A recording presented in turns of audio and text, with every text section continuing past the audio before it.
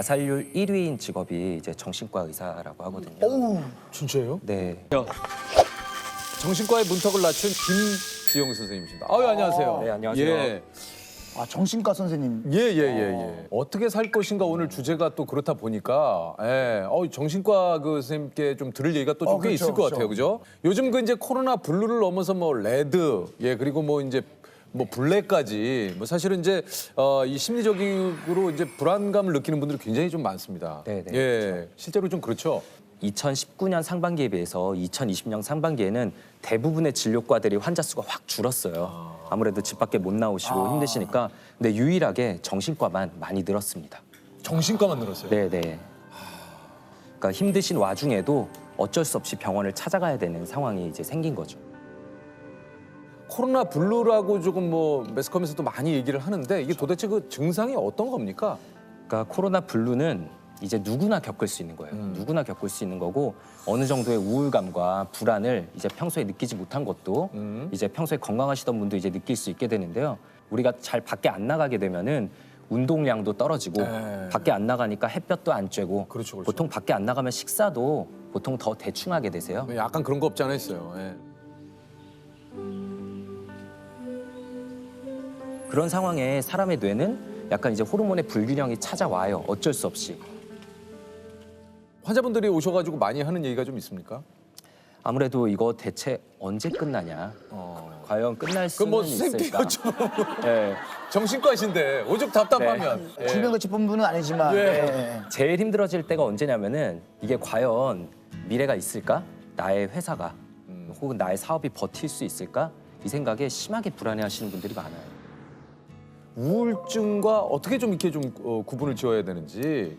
날씨에 비유를 하곤 해요. 기분을 이제 예를 들어서 흐리고 비 오는 날로 생각하면 될 것 같아요. 우울감을요. 우울감을. 네네. 그래서 비 오는 날은 되게 흔하죠. 네. 누구나 우울감을 겪을 수는 있고요. 약간 좀 센치해지는 건 있죠. 근데 우울증은 그 깊이와 길이 모두 다 달라요. 비가 정말 많이 하루 종일 비가 오는 날이 한 2주 연속으로 거의 매일 지속되는 거를 경험하시면 정말 세상을 바라보는 시각이 좀 달라지죠. 네. 사실 의외로 주변에 그런 것들이 많습니다. 예, 주변 그 동료분들 가운데도 우리 주변 가족분들 가운데도 이런 불안함을 호소하는 분들이 굉장히 많은데 이게 사실 이런 것들이 최악의 말인 것 같은데 야, 왜 이렇게 너 나약해? 맞아요. 야, 너 왜 이렇게 약하니, 얘가? 아, 최악이다, 최악. 그래서 방금 말씀하신 게 할 수 있는 최악의 말인 것 같습니다. 그죠? 이거 이 최악의 말이에요. 최악의 말들이 또 뭐가 있어요, 선생님? 근데 이게 우울증에 빠져들면 아까도 말씀드렸지만 나 자신에 대해서도 되게 부정적으로 보기 때문에 스스로도 그런 의심을 가지세요. 사실은 내가 나약한 거 아닐까? 내가 게으른 거 아닐까? 이런 의심이 본인도 있는데 다른 분에게 그런 얘기를 더 들으면 아 역시 내가 부족한 거야. 이거 안 될 거야 라는 생각에 더 사로잡히게 되거든요.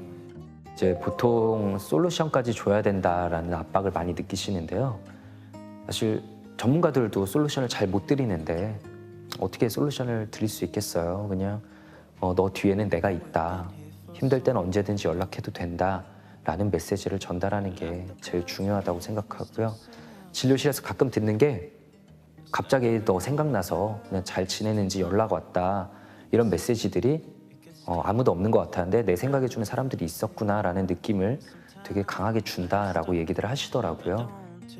뭐 깊이는 다를 수도 있겠지만 저도 막 예전에 우울한 적도 있고 막 혼란스러울 때 병원에 한번 가볼까 이런 생각도 해봤는데 네. 사실 용기가 안 나는 거예요. 그러니까 예전보다 지금은 좀 많이 나아졌다고 하긴 하는데 그래도 좀 환자분들께서 오셔서 그런 얘기 많이 하지 않나요? 아, 엄청 고민하다 오시죠. 네. 네, 엄청 고민하다 오시고 혹은 본인은 용기를 내서 오셨는데 이제 뒤늦게 약봉투나 이제 결제 내역 같은 걸 보고 이제 가족분들이 못 가게 막으시는 경우도 아, 가족분들이 못 가게 막는 경우도 있어요. 네, 그런 경우도 꽤 있습니다. 약을 그냥 부모님께서 압수해 버리는 경우도 있고요. 네. 그러니까 이 정신과에서 주는 약에 대한 이런 것들이 좀 의존성이 생기고 내지는 이런 것들이 지속적으로 먹을 시에는 좀 위험하다 이런 얘기를 좀 많이 듣는데 어떻습니까? 정말 너무 많이 듣는데 네. 좀 억울하기도 해요. 사실 네. 우리가 뭐 너 내과약 먹니? 너 정형외과약 먹니? 이렇게 말하진 않거든요. 근데 정신과는 정신과 약 아 맞아요. 그리고 그러네. 정신과 환자 이러면서 네. 다 묶어버리는 거죠. 저희가 또 많이 듣는 게 그러면 너네도 먹냐? 너네 가족한테 처방할 거냐 이런 말 되게 많이 하세요. 뭐 네. 직접적으로 네, 그래서 우리도 먹는다. 우리도 필요할 때는 먹고 필요하면은 가족한테 줬을 때도 있다. 얘기를 하고요. 사실 지금도 되게 유재석 님이 옆에 계시니까 너무 떨리고 그래요? 긴장이 되는데 네. 제가 어제 진료 보면서 내일은 꼭 약을 챙겨 가야겠다. 뭔 약을 챙겨와요? 좀 긴장을 줄여주는 약이 있는데 청심환 같은 거요? 네, 비슷한 약이 있죠. 이 뒤에서 이제 마치 알사탕 나눠 먹듯이 또 이렇게 약간 좀 들어가고 긴장을 그러는데 줄일 수 있는. 네. 정신과 선생님이신데 어떤 게 가장 떨리시는 거예요 지금? 사실 그 비현실감이란 얘기를 정신과 용어로만 쓰지 제가 겪어보게 될 줄은 몰랐는데 이게 지금 진짜 현실인지 약간 좀 헷갈리네요. 그런 그럼 거 저는 어떻습니까? 덜 떨리는 것 같아요. 확실히. 현실감. 현실. 그 좀 처음 진료한 환자분이 좀 기억이 나십니까? 딱 정신과 전공의가 돼서 병동에 들어가면 제 환자분이 순식간에 갑자기 여러 명이 생겨요. 되게 경험 많은 척 인사를 드리는데 사실 처음인데. 사실 이제 처음이잖아요. 그렇죠. 이제 그분들이 저보다 정신과에 대한 경험이 훨씬 더 많아요. 그러니까 그렇죠. 더 선배님. 이게 선배죠. 자칫 잘못하면 그분들한테 수가 읽히거든요. 네, 그렇죠, 네. 그렇죠, 맞아요. 예? 이분 초짜인데. 네. 예. 잘 모르니까 두리번거리면서 다니고 뭐 이제 물어보고 막 이러잖아요. 그래서 저는 굉장히 초짜인데 어쨌든 그분들이 또 의지할 사람은 저밖에 없어요, 사실. 1년차 전공의는 주로 조현병과 조울증 같은 좀 중증 정신질환을 가진 분들을 담당하게 되는데요. 이게 좀 그 조현병이라는 게 구체적으로 좀 뭡니까? 이제 환청과 망상 같은 것에 주로 힘들어하시는 분들이죠. 그게 조현병이구나. 네. 처음 만났을 때 이제 본 분 중에 기억나는 분이 이제 하루 종일 이제 머릿속에 본인을 욕하는 소리가 들리는 거예요. 진짜. 그냥 환청인 줄 알면 흘려들으면 되는 거 아니야 그러는데 그 소리를 직접 겪게 되면 이게 환청이라고는 생각을 못 해요. 그럴 때 이제 사실 도움을 청할 거는 저밖에 없죠. 그렇죠. 그래서 하루에 정말 100번씩 저를 이제 막 부르세요. 100번이요. 예, 막 병동에 이제 간호사님들 계신 스테이션에 가서 이제 제 담당 전공이 불러달라. 그러면은 저는 다른 분하고도 상담하다가도 또 전화가 오고 이러면은 이제 그분의 마음을 알긴 아는데 그래도 저도 사람인데 그럼요. 이제 약간 지치기도 하고 그래서 제가 빨리 약을 잘 쓰고 좀 증상을 조절해 드려야 되는데 그게 사람 마음처럼 잘 되지도 않고 되게 답답하고 무력감을 느낄 때가 많았던 것 같아요. 그럼 조울은 뭐예요? 이제 흔히들 기분 변화가 좀 심한 사람을 너 조울증 있는 거 아니냐 이렇게 얘기하는데 그렇게 얘기를 좀 많이 하죠. 그게 또 대표적인 이제 오해죠. 그냥 기분 변동이 심한 정도가 아니라요. 이제 조증 상태일 때는 완전히 다른 사람이 됩니다. 잠이 줄어들어도 하루에 뭐 한두 시간만 자도 멀쩡하고 에너지가 넘치고 진짜요? 네, 그러니까 사업을 벌이고 돈도 펑펑 쓰고 그런데 나중에 후회할 때가 이제 많죠. 거기서 멈추는 게 아니라 내 스스로를 내가 아주 엄청난 사람이구나, 내가 능력을 가진. 더 나가면 이제 사람이 아니라 내가 신이구나, 대단한 존재였구나라고 이제 느끼게 되는 경우들이 있고요. 야, 이 조울증도 진짜 얘기 들어보니까 참 이게 무서운 병이네요. 근데 저는 한편으로 굉장히 감정 노동이실 것 같은 게 오시는 분들이 밝은 소식으로 오는 경우보다는 거의 대부분이 저 좀 도와주세요 선생님이잖아요. 대부분이. 감정에는 이제 전염성이 있다고 해요. 맞아. 그래서 이제 저희 교과서에도 나와 있는 내용인데 뭐예요? 자살률 1위인 직업이 이제 정신과 의사라고 하거든요. 오우. 진짜요? 네. 그리고 저도 특히나 힘든 얘기들 많이 들었다 싶은 날은 나올 때 진짜 좀 뭔가 에너지를 다 쓴 느낌이고 세상이 좀 어두워 보이기도 하고 진짜 힘든 일이 많고 안 좋은 사건들이 이렇게 많구나라는 생각도 좀 많이 들고요. 가장 힘들 때는 좀 언제입니까? 아무래도 이제 저희는 환자분을 잃었다고 표현을 하는데요. 좀 먼저 스스로 선택으로 떠나실 때가 이제 제일 힘들 때죠. 되게 정적인 진료실이지만 응급실하고 비슷하다고 생각을 해요. 정말 죽음의 경계선에 있는 분들을 자주 뵙게 되거든요.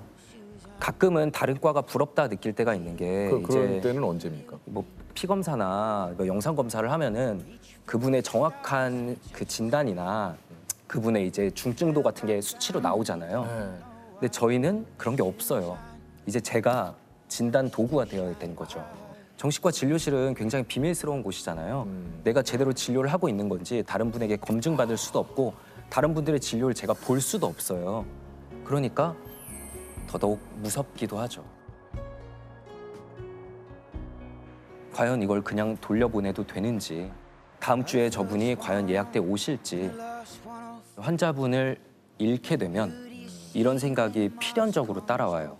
내가 아니라 다른 분에게 갔다면은 금방 나을 수도 있지 않았을까? 살다 보니 인생은 이것이다. 아 이거 좀 진짜 한마디로 정의하기는 좀 쉽지 않은데. 인생은 어쩌다, 대부분 어쩌다 결정되고 어쩌다 흘러가는 것 같습니다. 어쩌다. 네. 지난번 저희가 어쩌다 특집을 했는데 선생님 어쩌다로 표현을 하셨네요. 진료실에 오시는 분들도 힘들어진 게 그분들의 탓이 아닌 경우가 대부분이에요. 그냥 어쩌다 보니까 코로나가 올 줄 누가 알았습니까? 맞습니다. 그냥 어쩌다가 그렇죠. 이렇게 힘들어진 맞아요. 거고, 또 막 너무 힘들고 미래가 없을 것 같아 보여도 시간이 지나다 보면 어쩌다 또 풀려 나가는 게 대부분 사람들의 인생인 것 같더라고요. 맞습니다. 뭐 이렇게 또 우리도 실내에 지금 이렇게 들어와서 계속 있는 게 뭐 어쩌다 보니 그죠? 예. 무슨 뭐 이렇게 된 거 아니겠습니까? 네네네. 예. 뭐 솔직히 말씀드리면 이제 못 나가겠어요. 지금. 이게 너무 익숙해져서. 아침 9시부터 6시까지 어떻게 걸어요? 솔직하게. 예. 자 한번 여쭤보겠습니다. 유퀴즈? 예스. 예스. 세상에서 가장 아름다운 무덤이라고 불리는 이것은요, 무굴 제국의 황제 샤자한이 죽은 아내를 추모하기 위해 만든 건축물입니다. 인부 약 2만 명, 코끼리 천여 마리가 투입된 대공사로 무려 22년에 걸쳐 완공됐는데요. 샤자한은 훗날 이것의 아름다움을 능가하는 작품이 탄생할 것을 우려해 공사에 투입된 모든 인부의 손목을 잘랐다는 전설이 전해집니다. 인도 이슬람의 대표 건축물로 아내의 이름을 딴 이것은 무엇일까요? 인도 이슬람의 대표 건축물로 아내의 이름을 딴 이것은 무엇일까요? 타지말. 타지마할. 예, 맞춤 100만 원의 상금을 드립니다. 정답은요? 타지마할 정답입니다. 예. 야, 근데 얘 무섭네요, 이게. 아, 이게 오우, 야. 자, 100만 원의 상금 축하드립니다. 축하드립니다. 감사합니다.